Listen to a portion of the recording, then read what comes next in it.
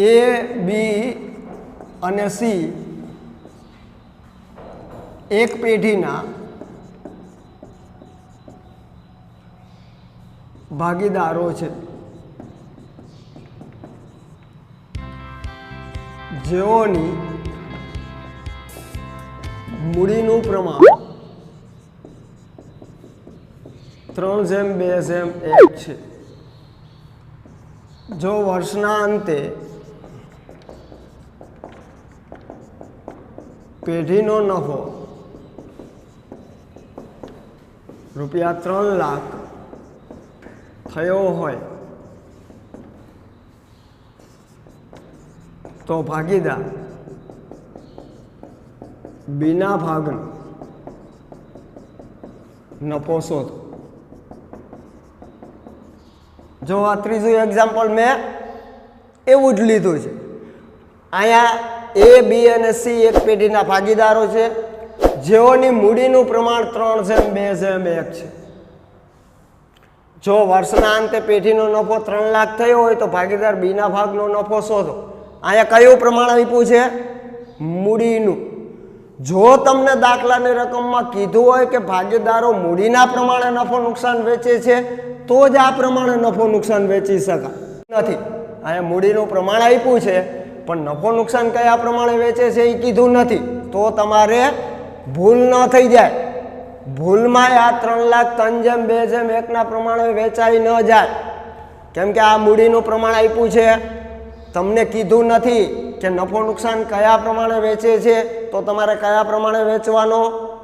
દાખલાની રકમમાં નફો નુકસાન કયા પ્રમાણે વેચવાનો છે એ કીધું ન હોય તો કયા પ્રમાણે વેચવાનો? સરખા પ્રમાણ। તો અહીંયા ભૂલમાં 3:2:1 ન લેવાઈ જાય। અહીંયા 3:2:1 એ મૂડીનું પ્રમાણ આપ્યું છે અને તમને કીધું નથી દાખલાની રકમમાં ભાગીદારો મૂડીના પ્રમાણે નફો નુકસાન વેચે છે। જો કીધું હોત કે ભાગીદારો મૂડીના પ્રમાણે નફો નુકસાન વેચે છે તો તમારે 3:2:1 પ્રમાણે જ વેચવાનો થાય, પણ અહીંયા મૂડીનું પ્રમાણ આપ્યું છે ભૂલ ખવડાવવા। મૂડીનું પ્રમાણ છે પણ નફો નુકસાન કયા પ્રમાણે વેચે છે એનો કોઈ ઉલ્લેખ નથી, તો તમારે ત્યારે નફો નુકસાન સરખા વિશે વેચવાનો રહેશે। તો આના કેટલા ભાગ પાડવાના? 3 ભાગ। તો આપણે કોનો નફો શોધવાનો છે? બીનો। તો ભાગીદાર બીના ભાગનો નફો બરાબર 3 લાખ ભાગ્યા 3 તો 1 લાખ મળે। ભૂલમાં આ પ્રમાણે નફો ન ફળવાય, નકર બીનું કેટલું થાય? 2/6। ભૂલમાં શું છે? ઉતાવળમાં ઘણા વિદ્યાર્થીઓ વર્ષો વર્ષ ભૂલ કરે છે, ઉભળક ભર્યું વાંચે સંજ્ઞા વગરનું અને સીધું ફાળવી દે કે ઓહો બીનું તો આમાં 2/6, તો 2/6 એ ફળવાઈ જાય તો કેટલો નફો ખોટો આવે? કે એટલો જ આવે? એટલો જ આવે। આ તો અહીંયા પ્રમાણ, અહીંયા માની લો પ્રમાણ આમ હોય તો 2:3:1। હવે તો જો આ પ્રમાણે ફાળવી દઈએ તો 3/6 તો 1,50,000 આવે, તો ભૂલ થઈ જાય ને।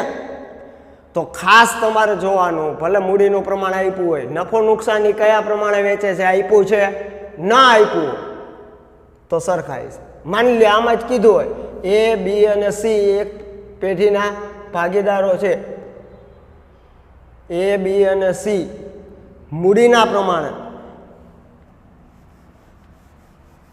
જો હું એ ફેરવી નાખું, મૂડીના પ્રમાણે નફો નુકસાન વેચતા ભાગીદારો છે।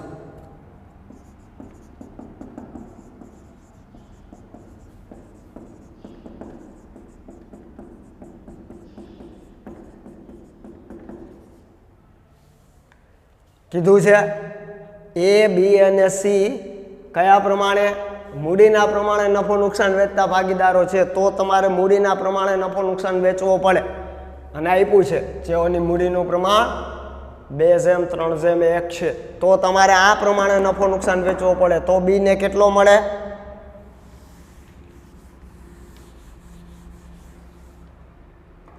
તો બીનું પ્રમાણ છૂટું પાડો 3/6, તો ભાગીદાર બીના ભાગનો નફો. તો તમે આ 3 લાખમાંથી બીનું પ્રમાણ છૂટું પાડો 3/6.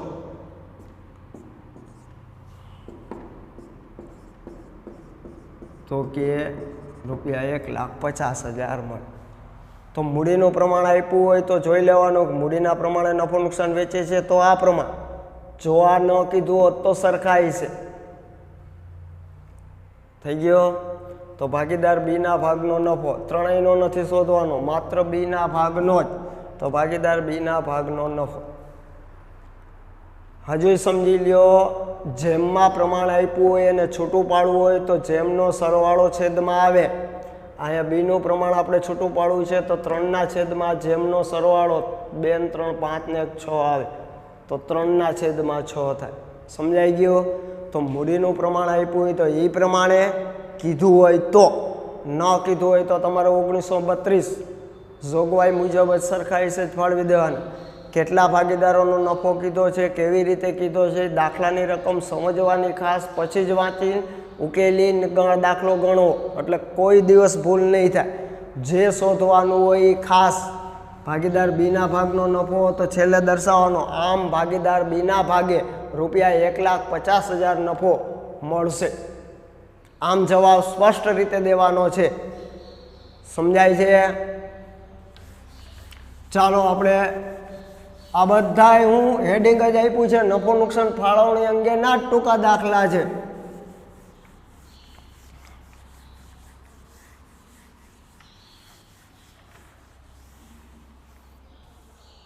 જો આપણે આગળ લઈએ ચોથું એક એક્ઝામ્પલ. શનિ, રવિ અને સોમ એક ભાગીદારી પેઢીના ભાગીદારો છે.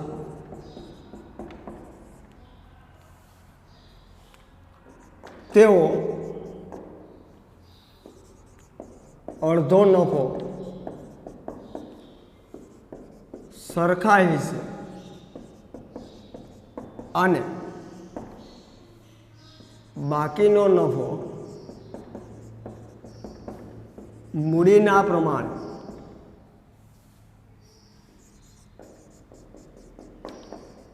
વહેંચે છે. મૂડીનું પ્રમાણ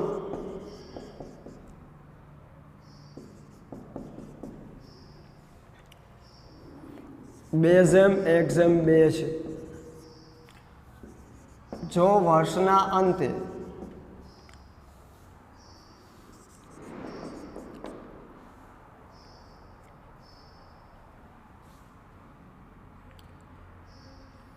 પેઢીનો નફો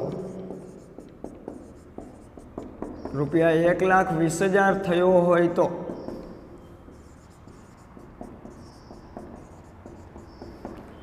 દરેક ભાગીદારને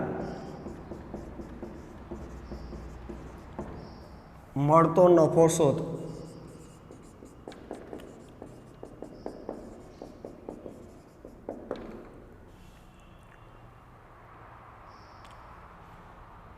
જો શું ફરીથી વાંચીએ રકમ. શનિ, રવિ અને સોમ એક ભાગીદારી પેઢીના ભાગીદારો છે. તેઓ અડધો નફો સરખાઈ છે અને બાકીનો એટલે બાકીનો કેટલો રહે? અડધો જ રહે. બાકીનો નફો એ મૂડીના પ્રમાણે વેચે છે. મૂડી પ્રમાણ 2:1:2 છે. જો વર્ષના અંતે પેઢીનો નફો 1,20,000 રૂપિયા થયો હોય તો દરેક ભાગીદારને મળતો નફો શોધો. જો અહીંયા નફાની ફાળવણી બે રીતે કરવાની છે. અડધો નફો છે એ સરખા હિસ્સે ફાળવવાનો છે અને બાકીનો એટલે અડધો જ રહે એ 2:1:2 ના પ્રમાણે ફાળવવાનો છે.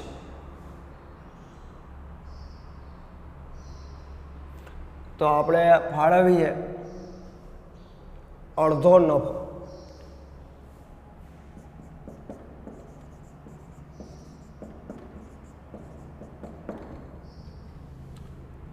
કેટલો થાય 1,20,000 નો અડધો એટલે ભાગ્યા 2 કેટલા રૂપિયા થાય 60,000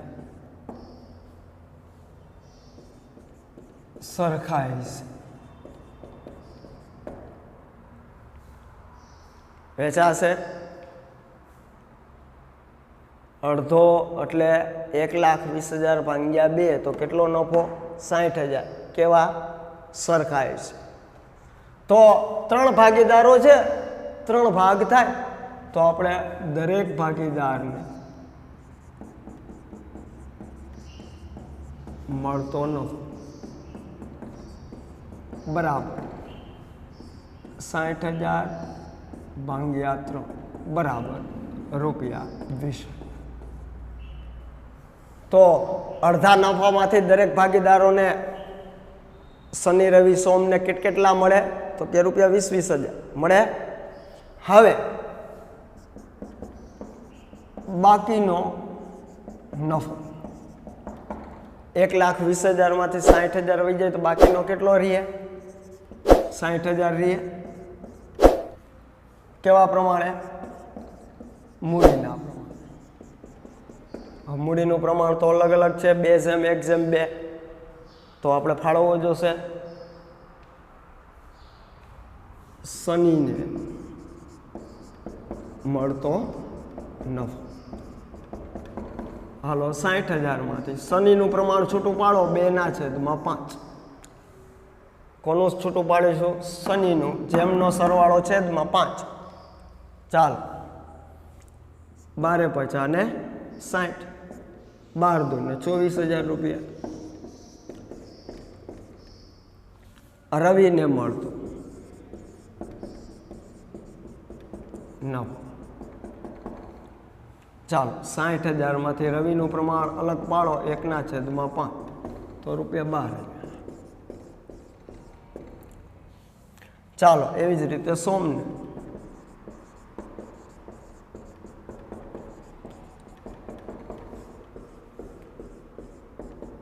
₹2/5 તો એની 24,000 થઈ ગયો 60,000 પડવાઈ ગયો હવે દરેક ભાગીદારને મળતો નફો હવે આપણે હેડિંગ આપી શકીએ દરેક ભાગીદારોને મળતો નફો હવે જો હું અહીંયા રકમને ભૂસી નાખું છું અથવા તો હાલો ભલે રહી રકમ અહીંયા લખી જો હવે આપણો જવાબનું જે હેડિંગ છે દરેક ભાગીદારને મળતો નફો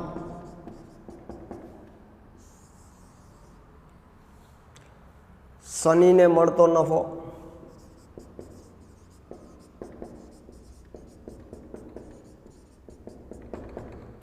તો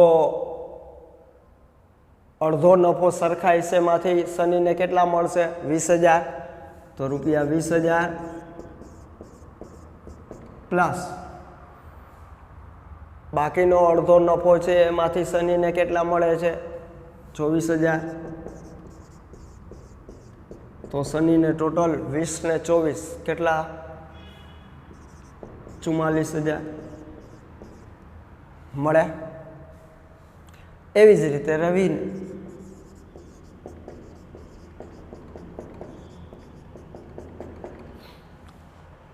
મળતો નફો તો એની એક તો સરખા હિસ્સેમાં 20,000 મળશે પ્લસ મૂડીના પ્રમાણે કેટલા મળ્યા છે 12,000 તો 20 ને 12 32,000 ચાલો એ જ રીતે સોમને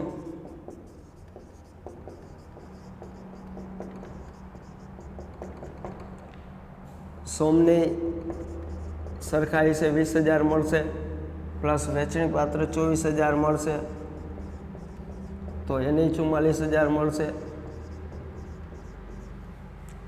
જો જે થઈ ગયો 1,20,000 4 ને 4 8 ને 2 10 4 ને 4 8 ને 4 12 થઈ ગયા હજુય છેલ્લે જવાબ આપવાનો છે આમ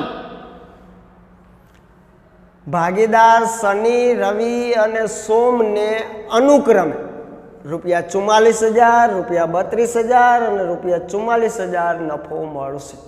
આ છેલ્લો જવાબ જે આપણે લાસ્ટ જવાબ દીધો એ છેલ્લો આપણો જવાબ કે ભાઈ આટલો નફો મળશે. સમજાય છે? તો આજે ભલે આપણે નફા નુકસાન ફાળવણી અંગેના ટૂંકા દાખલા બધા એક રીત કે જે સંપૂર્ણ સમજાવી જોઈએ.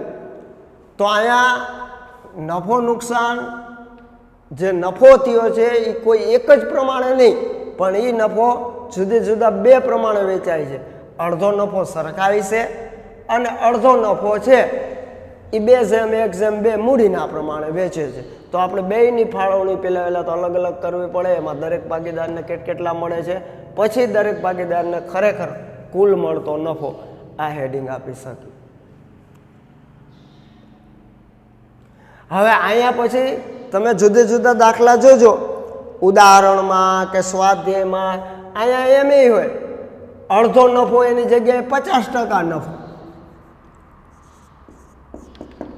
સરખાય છે ને બાકીનો નફો મૂડીના પ્રમાણે. તો 50% એટલે અડધો જ થયો અને બાકીનો 50% જ વધ્યો. હવે અહીંયા કદાચ ને આમ હોય 60%, તો 1,20,000 તમારે પહેલા 60% નફો કરવાનો છે. કેટલા? 1,20,000 કેટલા કરવાના? 60%. તો 12×6 = 72,000 પહેલા છે એ સરખાઈ છે ને બાકીના રીએ. બાકીનો કેટલો રીએ? 40%. તો આવા અલગ અલગ એક્ઝામ્પલ હશે કે અડધો નફો 60% એ અને બાકીનો 40% વધે. 60% સરખાઈ છે વેચે છે, બાકીનો કેટલો વધે? 40% વધે. એ તમારે 2:1:2. તો તમારે 60% કરી લેવાનો કુલ નફો આપ્યો હોય, પછી બાકીનો જે વધે એ 40% જ વધે બાદ કરતા. તો આવા દાખલા જુદા જુદા હશે. ચાલો આના ઉપરથી એક બીજું એક્ઝામ્પલ આપું. તો આવા જે દાખલા બધું સમજતા જાજો, પછી નફો નુકસાન ફાળવણીના તમારે ગણવાના છે. જો આમાં જ આપણે એક બીજું એક્ઝામ્પલ લઈએ.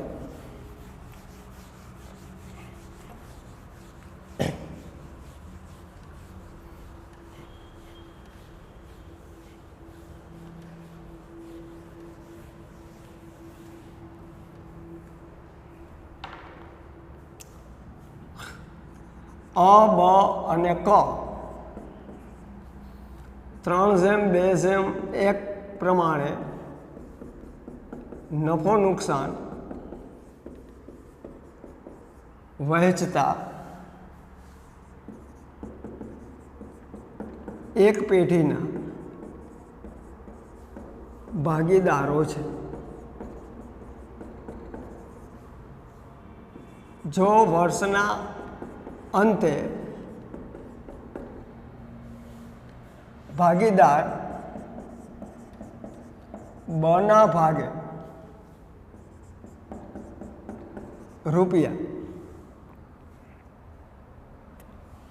₹20,000 નફો મળેલ હોય તો બાકીના ભાગીદારો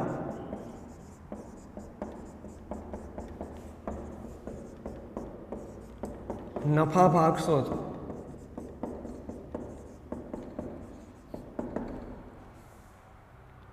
શું કહે છે? ફરીથી રકમ વાંચો. આપણે આપીએ દાખલા નંબર 5.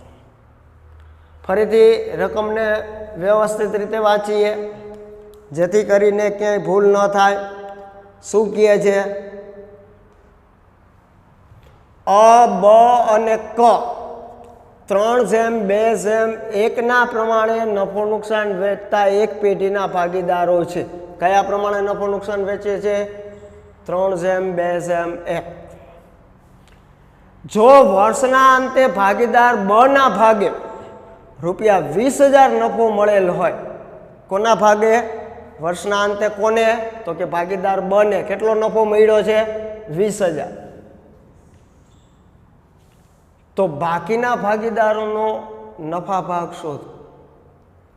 તો એનો મતલબ કે અને કેટલો મળે, કને કેટલો મળે, બાકીના ભાગીદારોનો નફા ભાગ આપણે શોધવાનો છે.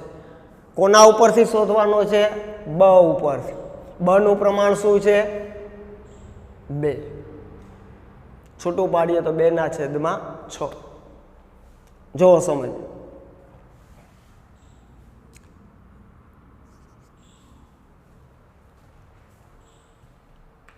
બનું પ્રમાણ કેટલું છે દાખલાની રકમમાં? બનું પ્રમાણ છૂટું પાડો જોઈએ 2/6 છે. મળતો નફો કેટલો છે?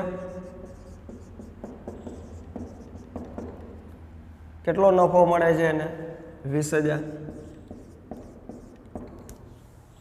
તો હવે આપણે અનું પ્રમાણ કેટલું છે? તો કે 3/6 છૂટું પાડીએ એટલે હવે 6 તો ઉડી જશે. તો એને મળતો નફો કેટલો? સમજાય છે? બનું પ્રમાણ છૂટું પાડો તો કે 2/6 છે. જો એને 2/6 ભાગે નફો 20,000 મળતો હોય તો અનું છૂટું પાડો જોઈએ 3/6 ભાગે અને કેટલો નફો મળે પ્રશ્નાર્થ છે. અને ત્યાં જ ગણતરી ચોકડીઓ ગુણાકાર. તો કે 3 × 20,000 થાય 3 × 6. તો અહીંયા છેદમાં 6 છે તો એ અંશમાં 6 આવી જશે. તો 6 તો નીકળી જશે, 6 તો ઉડી જશે. તો 30,000 નફો મળે. તો હવે જો તમે સમજતા હો તો તમારે ગુચ ઉત્પન્ન ન કરવી હોય તો તમે આમ જ લખો.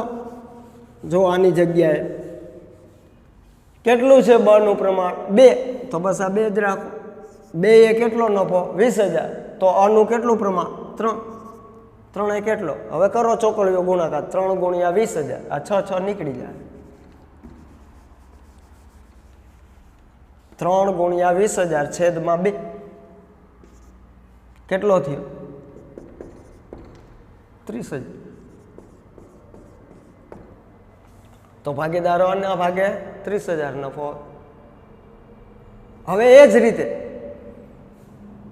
બનું પ્રમાણ 2 તો મળતો નફો આ 20,000. તો કનું પ્રમાણ કેટલું છે? 1. તો એને મળતો નફો કેટલો પ્રશ્નાર્થ. આ બરાબર 1 × 20,000 ભાગ્યા 2 તો ₹10 મળી ગયો. અને કનો ભાગ બ ઉપરથી. બનું પ્રમાણ 2 છે તો એને નફો 20,000 મળે છે. તો અનું પ્રમાણ 3 કેટલો એને મળતો? બના 2 પ્રમાણે એને 20,000 મળતો હોય તો કનું પ્રમાણ 1 છે તો 1 એને કેટલો મળતો? થઈ ગયા. તો હવે આપણે છેલ્લો જવાબ આપી શકીએ આમ: ભાગીદાર અને ₹30,000 અને કને ₹10,000 નફો મળશે. થઈ ગઈ ફાળવણી. હવે માની લ્યો તો પેઢીનો કુલ નફો કેટલો થયો? 20 બના ભાગે, 30 અના ભાગે, 10 કના ભાગે. તો આ ત્રણેયનો ભેગો કરો એટલે પેઢી. 20,000 + 30,000 એટલે 50,000, 50,000 + 10,000 તો 60,000 પેઢીનો નફો કુલ થયો. હવે અહીંયા હું દાખલાની રકમમાં જો આ સમજાઈ ગયો તો થોડોક હું ફેરફાર કરું. દરેક ભાગીદારને મળતો નફો છે તો બાકીના ભાગીદારને મળતો નફો શોધો. એની જગ્યાએ હું એમ કહું તો પેઢીનો કુલ નફો શોધો.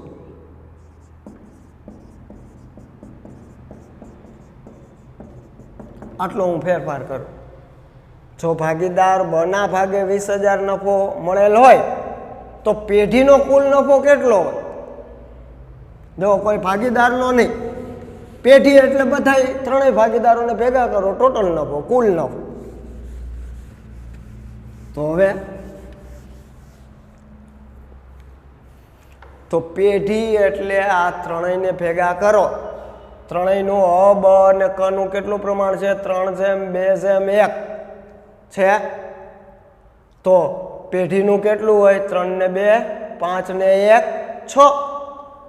જો આપણે આપીએ બ નું પ્રમાણ કેટલું છે? 2 મળતો, બ નું પ્રમાણ 2, તો નફો કેટલો છે? 20,000. તો પેઢીનું પ્રમાણ, પેઢી એટલે આ ત્રણેય ભાગીદારને ભેગા કરો એટલે પેઢી, તો ત્રણેયનું પ્રમાણ ભેગું કરો, સરવાળો 3 ને 2 5 ને 1 6, તો 6 કેટલું? તો બરાબર 6 ગુણ્યા 20,000 ભાગ્યા 2 આવ્યો 60,000.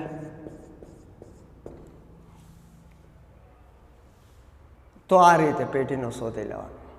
તો પછી બાકીના બે ભાગીદારોનો શોધીને કુલ સરવાળો કરવાની જરૂર નહીં, સીધું પેઢીનું. પેઢી એટલે અ બ ક ને ભેગા કરો એટલે પેઢી, એમાંથી અલગ અલગ પાડો અ બ અને ક, તો એ ભાગીદાર. અને જે શરતોને આધીન ધંધો કરે છે એ કરારના ભાગીદારી. તો આ રીતે શોધી લેવાનું. બ નું પ્રમાણ 2, નફો 20,000, તો પેઢીનું પ્રમાણ 8, સરવાળો એટલે 6, નફો કેટલો થઈ ગયો? નફો છે એ વર્ષના અંતે ભાગીદારોને મળે એટલે એના માટે આવક થાય. શું થાય? ભાગીદારો માટે નફો, આવક થાય. નફો છે એ વર્ષના અંતે મૂડીમાં ઉમેરાય. શેમાં ઉમેરાય? મૂડીમાં ઉમેરો થાય. તો આપણે એવો એક દાખલો લઈએ, પછીનું એક્ઝામ્પલ.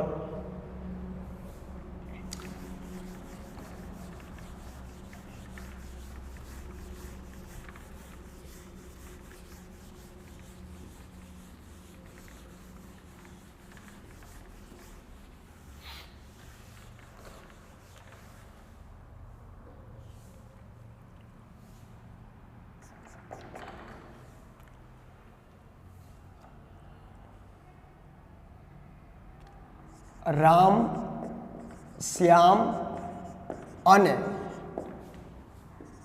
ઘનશ્યામ સરખા હિસ્સે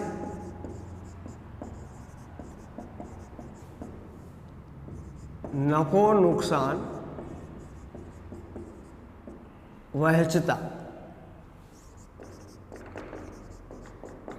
એક પેઢીના ભાગીદારો છે.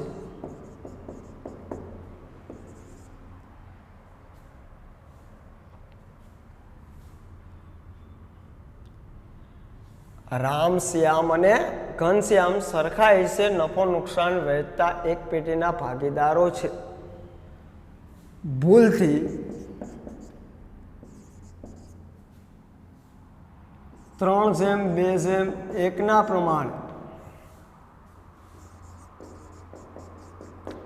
નફો વહેંચેલ છે. પેઢીનો નફો ₹60,000 થયો છે. તો ભૂલ સુધારણા નોંધ લખો.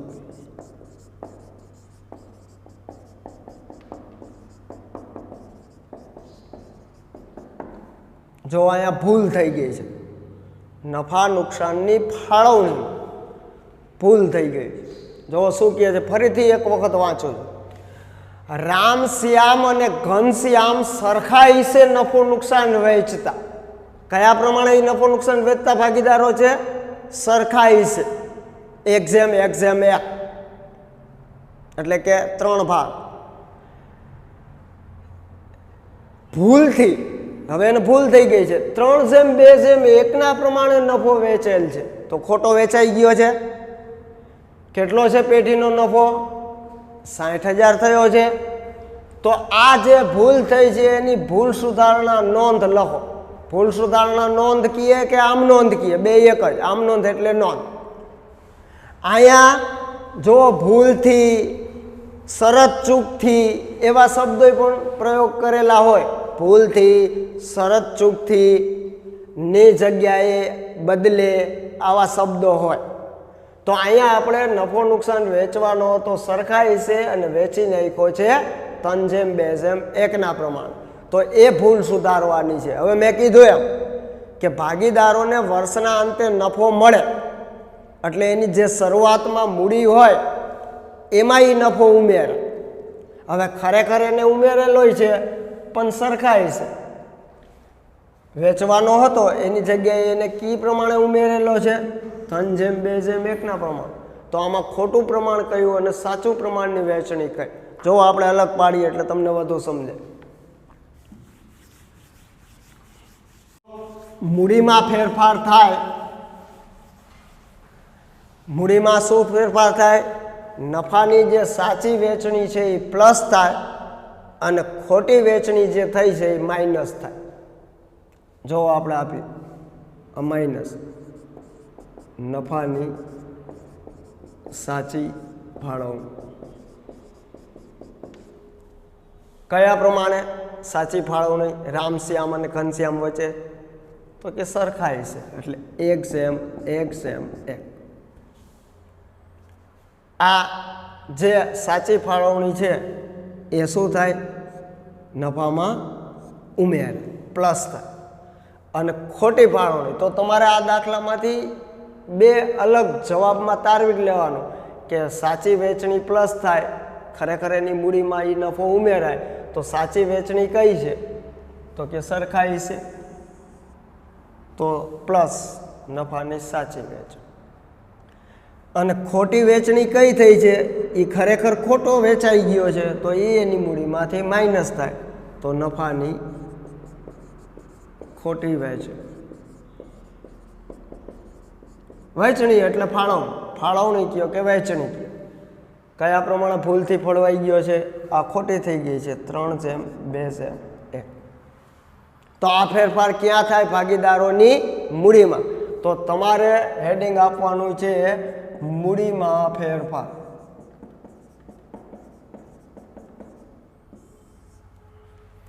આ વિગત કેટલા ભાગીદારો છે? રામ રૂપિયા. આ રૂપિયા આપણે હેડિંગમાં જ આપી દે, દરખેલ લખવું પડે નહીં. શ્યામ રૂપિયા અને ઘનશ્યામ રૂપિયા.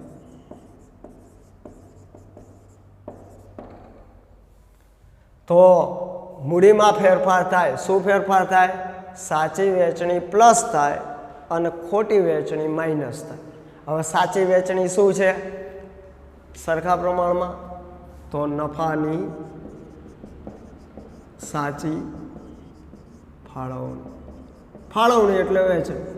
હાલો જો સાચી ફાળવણી છે એ પ્લસ થાય મૂડીમાં. હાલો સાચી ફાળવણી કરીએ. સાચી ફાળવણી કયા પ્રમાણે છે? સરખાઈ છે 60,000 ને 3 ભાગ, 1/3 1/3 1/3 થાય. છૂટું પાડ્યું તો 1/3 1/3 1/6 3. તો 3 ભાગ થાય તો કેટલા કેટલા આવે? 20,000 આવે. તો આ રામની મૂડીમાં 20,000 ખરેખર પ્લસ થાય, શ્યામની મૂડીમાં 20,000 પ્લસ થાય અને ઘનશ્યામની મૂડીમાં 20,000 પ્લસ થાય. પણ ખરેખર ફાળવણી થઈ ગઈ છે ખોટી રીતે. કઈ રીતે?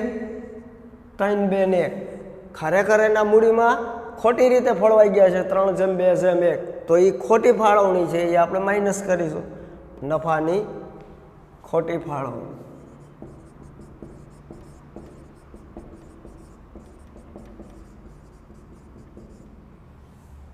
જો 60,000 ખોટી રીત કયા પ્રમાણે ફળવાઈ ગયા છે? 3:2:1 એટલે કેટલા થાય? 6. 6 × 6 તો 30,000 20,000 અને 10,000. 10,000 × 3, 10,000 × 2, 10,000 × 1. તો 10,000 × 3 તો માઇનસ 30,000. 10,000 × 2 તો માઇનસ 20,000. 10,000 × 1 તો માઇનસ 10,000. હવે આનો સરવાળો જે આવે તે, જેનો જવાબ માઇનસ આવે તો એના મૂડી ખાતે ઉધાર, અને જેનો જવાબ પ્લસ આવે તો એના મૂડી ખાતે જમ. જોઈએ આપણે અહીંયા 20,000 પ્લસ છે ને 30,000 માઇનસ છે, તો કયા વધુ છે? માઇનસ છે તો જવાબ માઇનસ આવશે. 30માંથી 20 જાય તો 10,000. અહીંયા 10,000 માઇનસ વધુ છે. અહીંયા પ્લસ 20,000 છે ને માઇનસ 20,000 છે, તો કાંઈ તફાવત આવશે નહીં. અહીંયા પ્લસ 20,000 છે ને માઇનસ 10,000 છે, તો ક્યાં વધુ છે? પ્લસ. કેટલા વધુ છે? તો કે 10,000. થઈ ગયો. તો જો રામના મૂડી ખાતે ઉધાર થાય અને ઘનશ્યામના મૂડી ખાતે જમા થાય. માઇનસ આવે એના મૂડી ખાતે ઉધાર અને પ્લસ આવે એના મૂડી ખાતે જમ. હવે આપણે આના ઉપરથી ભૂલ સુધારણા નોંધ લખવાની છે. તો હવે આપણું હેડિંગ આવવું જોઈએ ભૂલ સુધારણા અનોંધ.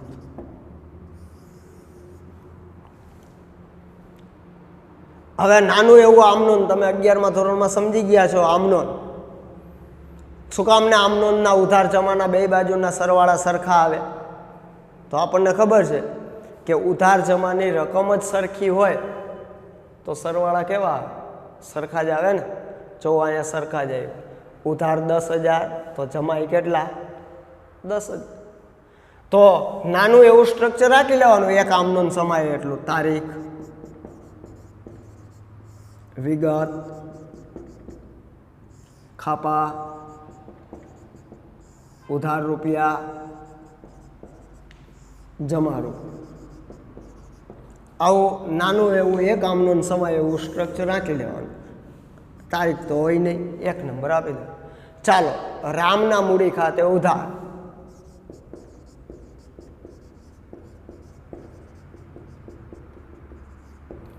ઉધારના ખાનામાં 10,000, જમાના ખાનામાં ડેશ. તે ઘનશ્યામ ના મૂડી ખાતે ઉધારમાં ડેશ, જમામાં 10,000. બાબત લખતા ને 11મા ધોરણમાં બાબત જે આમનોંધ અહીંયા એ જ રે.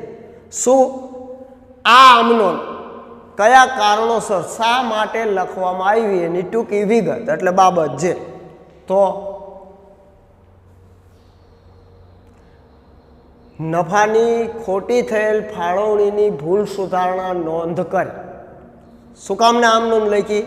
તો કે નફાની ખોટી થયેલ ફાળવણીની ભૂલ સુધારણા નોંધ કરી. આ ભૂલ સુધારણા નોંધ કરી. થઈ ગયો. હવે એક જ આમનોંધ હોય તો કાંઈ સરવાળા કરવાની જરૂર નહીં, બસ આમનોંધ છોડી દેવાનું. એકથી વધુ આમનોંધ હોય તો ઉધાર જમાના ખાનાના સરવાળા કરો, પણ એક જ આમનોંધ હોય તો કાંઈ સરવાળો કરવાની જરૂર નહીં. બાબત જે સમજાઈ ગઈ? નફાની ખોટી થયેલ વહેંચણીની ભૂલ સુધારણા નોંધ કરી અને પછી કાઉન્સ પૂરો કરી દેવાનો. થઈ ગયો આ ભૂલ સુધારણાનો. હવે ઘણી વખત આમાં ભૂલ સુધારણા નોંધ ન માગે. માની લે અહીંયા આપણે માગી છે ભૂલ સુધારણા નોંધ. હવે આની જગ્યાએ હું એમ કહું પેઢીનો નફો 60,000 થયો હોય તો કોના મૂડી ખાતે કેટલા ઉધાર કે જમા થશે? તો કોના મૂડી ખાતે કેટલા જમા કે ઉધાર થશે? તો કોના મૂડી ખાતે જમા કે ઉધાર કેટલા થશે? પ્રશ્નાર્થ. જો અહીંયા ભૂલ સુધારણા નોંધ નથી માંગી, આમ માંગ્યું છે, તો કોના મૂડી ખાતે જમા કે ઉધાર કેટલા થશે? તો આપણે આનો જવાબ આપવાનો છે, આમ નોંધ નથી લખવાની.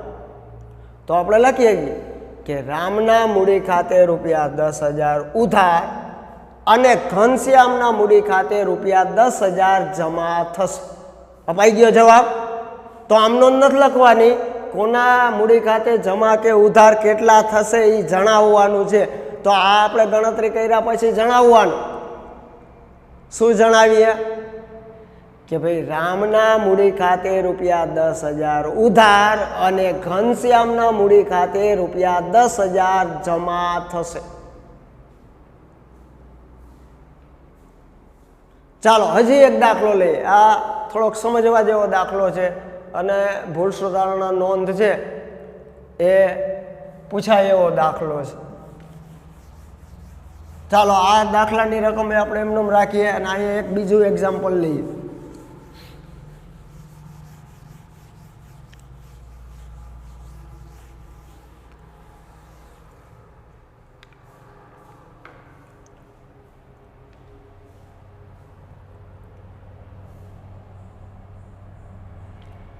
એક્સ વાય અને ઝેડ એક પેઢીના ભાગીદારો છે.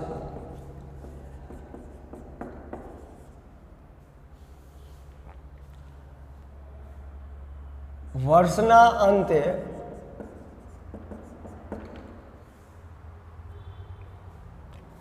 રૂપિયા 60,000 નફો 3:2:1 પ્રમાણે વહેંચવાને બદલે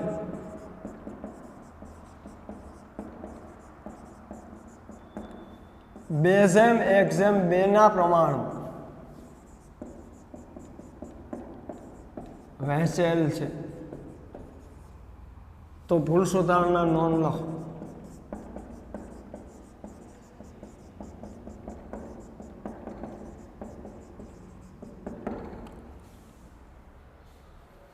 જો કોણ ભાગીદારો છે?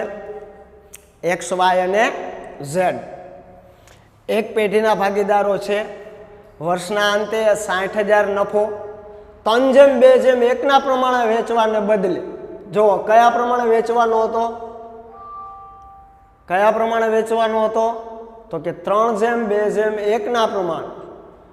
એના બદલે ભૂલથી કયા પ્રમાણે વેચી નાખ્યો છે? 2:1:2 પ્રમાણમાં વેચેલ છે. તો નફાની સાચી વેચણીનું પ્રમાણ કયું? 3:2:1 અને નફાની ખોટી વેચણીનું પ્રમાણ કયું? 2:1:2. તો આપણે અહીં લખી નાખીએ પ્લસ નફાની સાચી ફાળવણીનું પ્રમાણ. તો કે 3:2:1. હવે બદલે ખોટું કયું લેવાઈ ગયું છે? માઇનસ થાય. નફાની ખોટી ફાળવણીનું પ્રમાણ 2:1:2.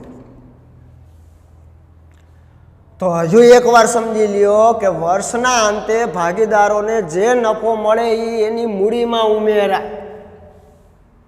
ક્યાં ઉમેરાય? મૂડીમાં. હવે અહીંયા ઉમેરાણો છે પણ ખોટી રીતે, તો એ બાદ કરી નાખવો જોશે.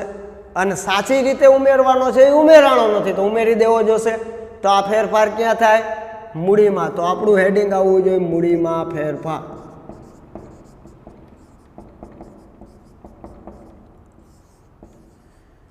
હવે જેટલા ભાગીદારો છે આ વિગત, આ એક્સ રૂપિયા, આ વાય રૂપિયા. રૂપિયા જો અહીંયા હેડિંગમાં જ આપી દે, દર ખેલે રકમમાં રૂપિયા રૂપિયા લખવું નહીં. આ ઝેડ રૂપિયા. ચાલો નફાની સાચી ફાળવણી.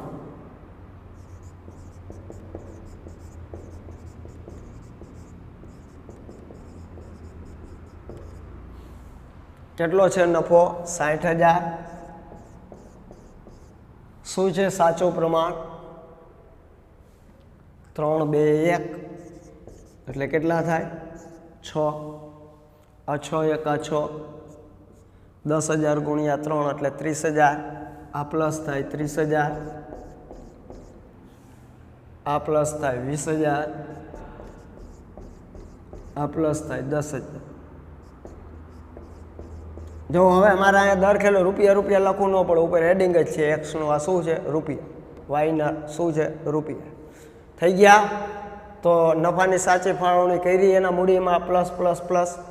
હવે ખોટી થઈ ગઈ છે એનો મતલબ કે જે ખોટા પ્લસ થઈ ગયા છે એ પાછા બાદ કરી નાખો એટલે માઇનસ, નફાની ખોટી ફાળવણી.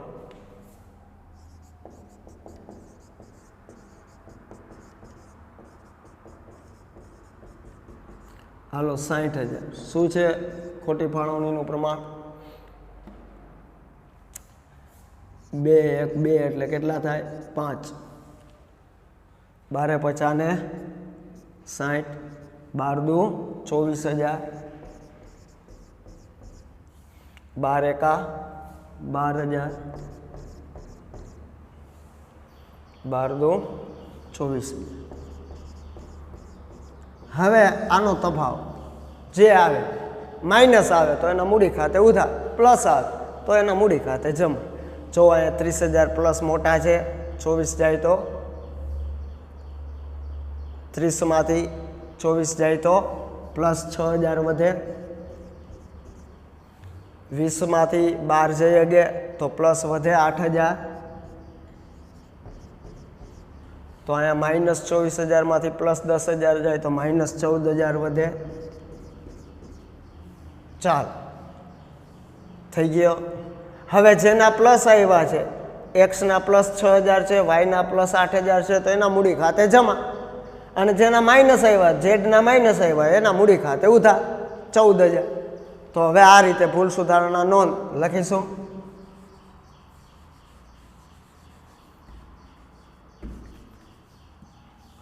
શું લખીશું? તો કે ઝેડના મૂડી ખાતે ઉધાર, ઝેડના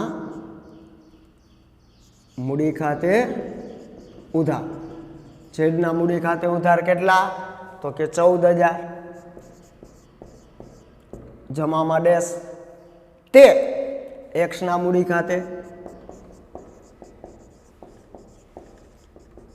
જમા કેટલા? તો કે 6,000. તે વાયના મૂડી ખાતે કેટલા? તો કે જમા 8,000. થઈ ગયા. 8 ને 6 14 છે, ઉધાર 14 જમા 14. આમનોંધની બંને બાજુની રકમ સરખી જ આવે ઉધાર જમાની, એટલે ખબર પડી જાય 6 ને 8 14 તો 14 છે. બાબત નફાની ખોટી થયેલ વહેંચણીની ભૂલ સુધારણા નોંધ કરી. નફાની ખોટી થયેલ વહેંચણીની ભૂલ સુધારણા નોંધ કરી. આ બાબત છે. પછી એક જ આમ નોંધ છે, સરવાળા કરવાના છે નહીં. હવે અહીંયા એમ કીધું ભૂલ સુધારણા નોંધ નહીં, તો કયા ભાગીદારના મૂડી ખાતે કેટલા જમા કે ઉધાર થશે? તો કયા ભાગીદારના મૂડી ખાતે ઉધાર કે જમા કેટલા થશે તે જણાવો. તો આમ નોંધ નહીં લખવાની, તો આપણે લખવાનું કે ભાગીદાર એક્સના મૂડી ખાતે જમા ₹6,000, ભાગીદાર વાયના મૂડી ખાતે જમા ₹8,000 અને ભાગીદાર ઝેડના મૂડી ખાતે ઉધાર 14,000 થશે. સમજાણું? તો આટલા જે આપણે નફા નુકસાન ફાળવણીના દાખલા સમજ્યા. હવે તમારે આજે એક કામ કરવાનું છે. જેટલાય ઉદાહરણમાં આ પ્રકારના નફો નુકસાન ફાળવણીના દાખલા તમને મળે, જેટલાય સ્વાધ્યાયમાં નફા નુકસાન ફાળવણી અંગેના દાખલા જોવા મળે, જેટલા સી વિભાગમાં આ રીતના નફા નુકસાન ફાળવણીના દાખલા જોવા મળે એ ખાસ આજે ગણાઈ જવા જોઈએ. ગણાઈ જશે ને? તો નેક્સ્ટ આપણે પછીનો પોઈન્ટ લેશું. ત્યાં સુધી મને રજા આપશો.